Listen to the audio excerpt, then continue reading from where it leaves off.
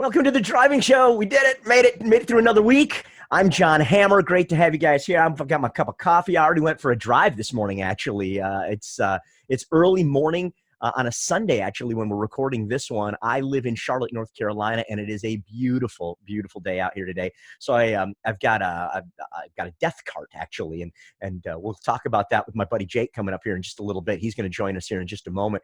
But I went out, got a little ride in, and I know everybody's social distancing. My coffee place, the lady has a mask on, which is, it's still so foreign to me. But that, by the way, that brings up a good question. I don't have one here in the studio. A balaclava, a head sock if you're, driving a race car. I wonder, would that count? I don't know. Beats me. Anyway, today on the show, we're going to talk to my buddy Jake, who's out in Phoenix, Arizona.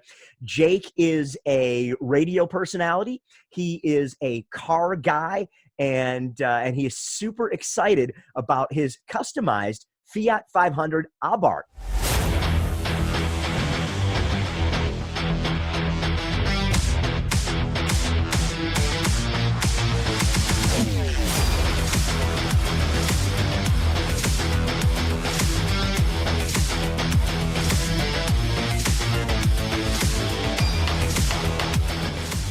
What are you doing up so early in the morning? Yeah, I mean, it's funny we're on your podcast. I actually do a sports podcast, so I'm usually up at 5 a.m.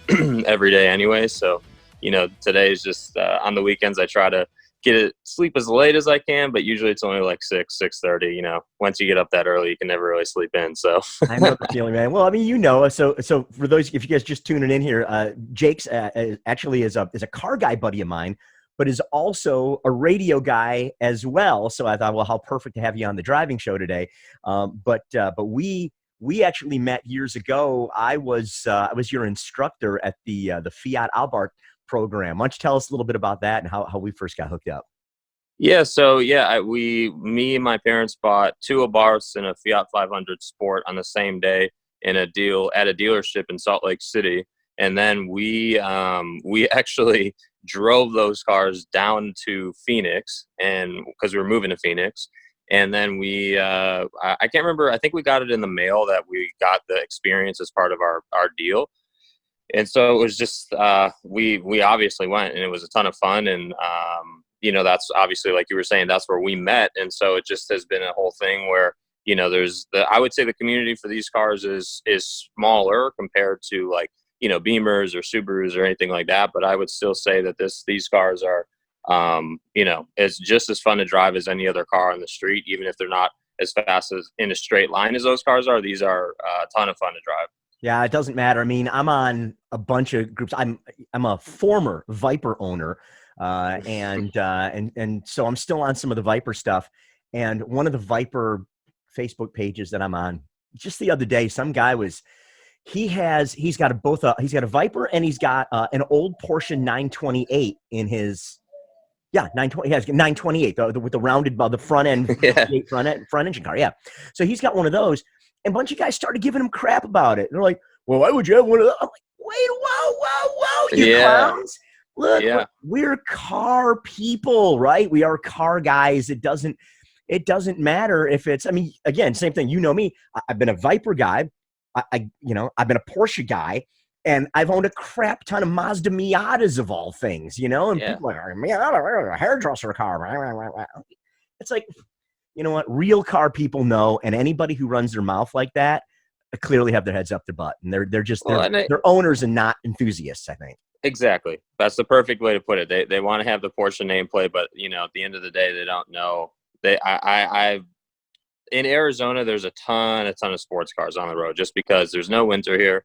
The roads are darn near, I would say, outside of 10, 12 days a year, it's sunny and dry here. So it's perfect climate for sports cars. And so I see in Scottsdale, if you ever want to see an awesome show of cars, just drive around Scottsdale, and I guarantee you, if you just give it an hour, you'll see a Ferrari, a Porsche, and the top end of everything. And I think, with those cars, even modified Beamers that are really fast, you can't drive those cars to their limits the way you can with a Miata, with an Abarth, with a Subaru, even. That's what I like. Getting the car safely, to its edge and having fun. And, that's what it's about to me. Well, and you raise a fantastic point too, because it's the whole joke about I'd rather drive a slow car fast than a fast car slow. It really is, and it costs less too. That's the best part about it. Well, that's the thing. Like even this morning before we got going, I actually stopped. I took my, I've got a death cart, a Mazda Miata. We've cut it all up, and there's no front end on it, no rear end on it, and I went for a cup of coffee this morning, and it's just one of those things where you can literally slide the thing around the corner, second gear, and you can do it. I would argue damn near next to a police officer, and he's not even going to argue with you. He's just like, all right, yeah, but I'm having the time of my life, right? How it is. Yes, it's all about the feel. Really the feel. All right, so tell me about the car that you've got right now. You didn't leave it stock. What have you done to your hot rod? Yeah, so it's been it's definitely been an awesome story with this car. I mean, obviously I bought it in 2015, so it's 5 years old now. When we first got them, they probably stayed stock for like six to 8 months, I would say. But then the first thing I did was suspension, just because I didn't like how high they sit from the factory. So I just lowered it with some new F springs. I have some Elgato chassis braces up front. And that's as far as I went with suspension, because really, I just didn't feel the need to go much further, because this car hasn't ever seen the track. It's not, and I don't anticipate taking it there, just because I would probably, when we talk about going to the track, I'd probably want something faster just for the track. But anyway, so this car, that's what's got suspension wise. For everything else, for the longest time I had the stock exhaust, but now I did turn it into a catless car, which has pros and cons. It's I love how loud it is. I love how much attention it gets, but at the same time it does smell terrible. So I don't know that I would do it to every car I own, but this one gives it more personality than it already has. Same situation I had, not to interrupt, but same situation I had with the death cart too. The exhaust on that thing, it's all cobbled together, right? So I mean, it's the engine, the car itself, the base is a 2000 Mazda Miata, and the engine is the original engine from it. But we put but it was a California car, so it had the two cats on it with this really big cast manifold exhaust man. It was awful. So we pulled that up and we put a 94 through 97 factory tubular manifold on it. It flows way better, right? So, but then we start cobbling everything else together. We're like, well, we don't need a cat on this thing. So we don't put a cat on it. We just put a hunk of pipe on it. We've got an old 1.6 exhaust line around. And me and my buddy Mark, we just kind of cobbled it all together. And it was loud. I can't believe I'm saying it. It was too loud. Yeah. And like you said, it smelled bad, really bad. So we put a cat back on, just like some eBay, a used eBay cat, and we just kind of welded it in. I mean, it's not at all. But it works. It's quieted things down. It still runs a little bit rich, but I don't have oxygen sensors or anything else on the car. So, but it's old enough now that I don't have to have an emissions test. Oh, that's a good question for you. Do you guys have have emissions tests or? Oh, I do. So this year I have emissions in July, and and you got to put it back on for the thing. Do you have a test pipe you can pull? So there's a couple different ways you can go about it, and really the right way to do it is to it would be to put it back on and get either way, whatever you do with the parts, you're still going to have to get the code cleared with the check engine light because of the O2 sensor. So, my thought is, and I haven't really decided how I'm going to go about this, but my thought is I still have my, the stock downpipe laying around here somewhere. And so, you can go one of two routes. You can try and get the code cleared, take it in, try to pass, because they don't put you on a dyno. They just plug into your OBD2 port and just check to see, if you have codes or whatever. So,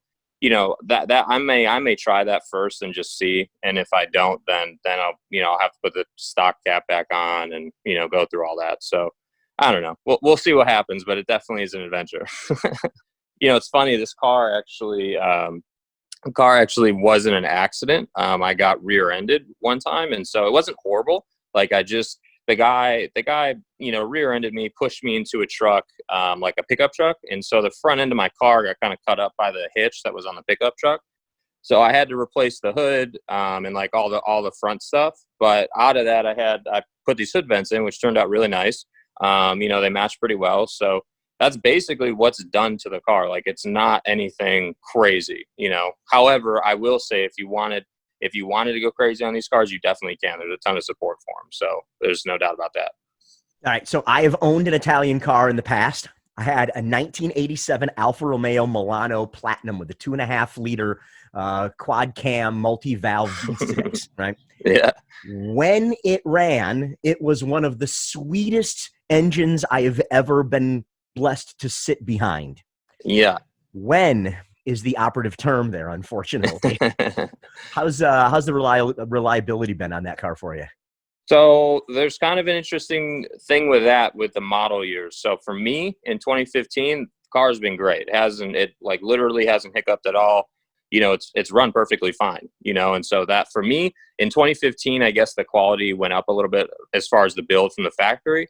Before that, like the 2012 to 2014, there were some reliability issues, I guess, based on what I can see in like Facebook groups and things like that. So, but I haven't experienced any of that. This car's been as reliable as I could ever ask it to be, outside of a battery dying 2 years in. Like it's been, it's been rock solid. So no doubt there.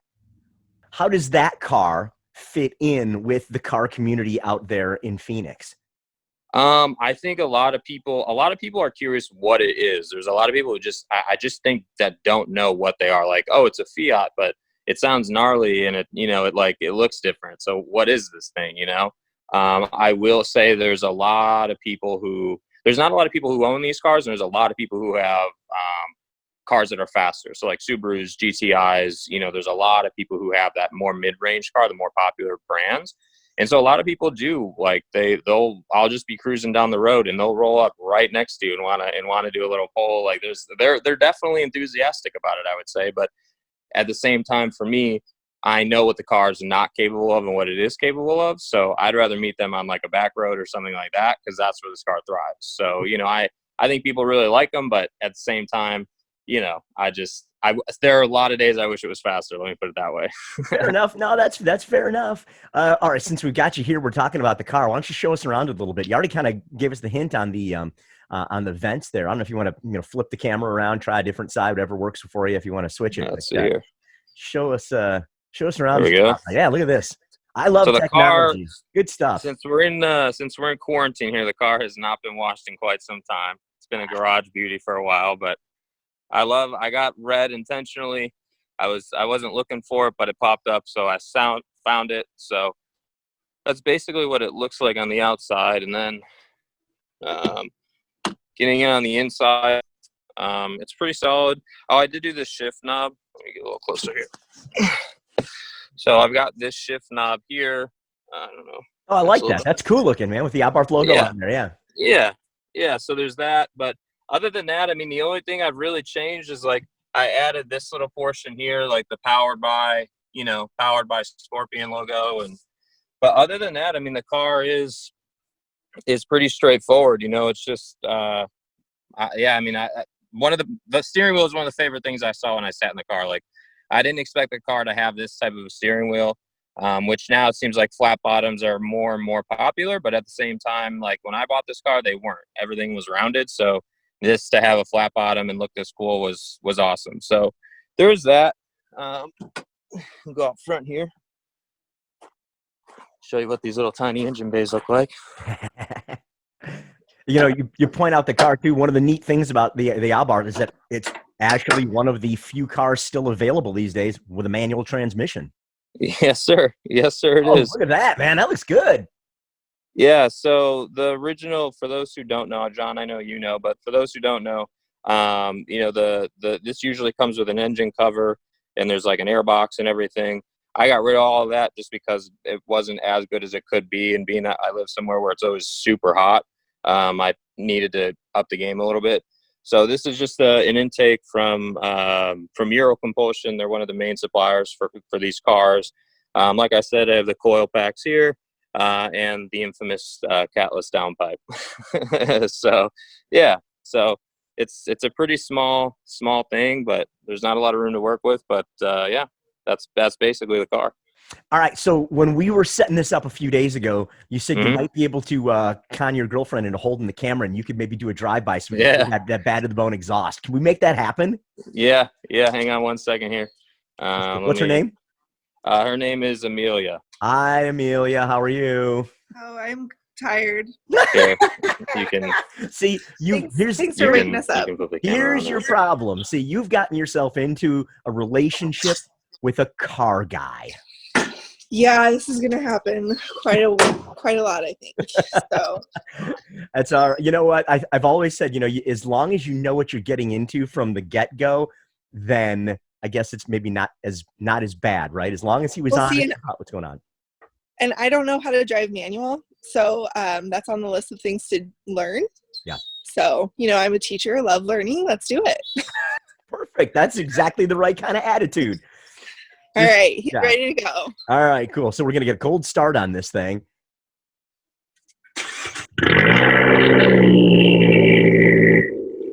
That is awesome. That sounds great, man.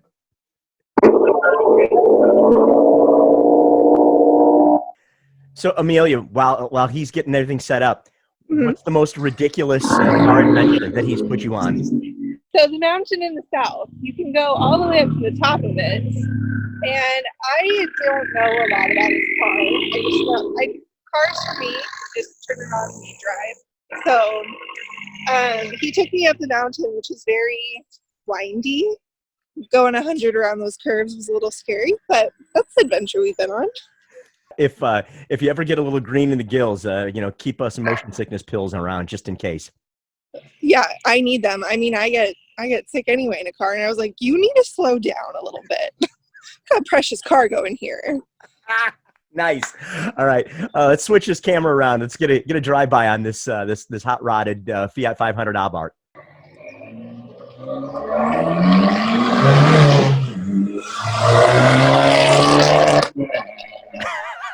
Oh, I can see you guys are definitely pillars of the neighborhood.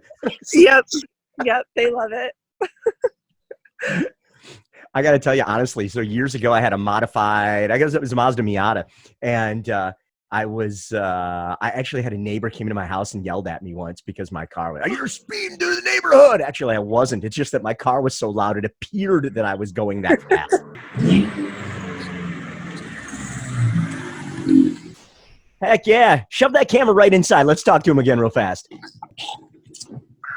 Jake, I got to tell you, man, I got to thank you so much for hanging out with us today. The car sounds amazing. I love the mods that you've done, and I love your enthusiasm about it.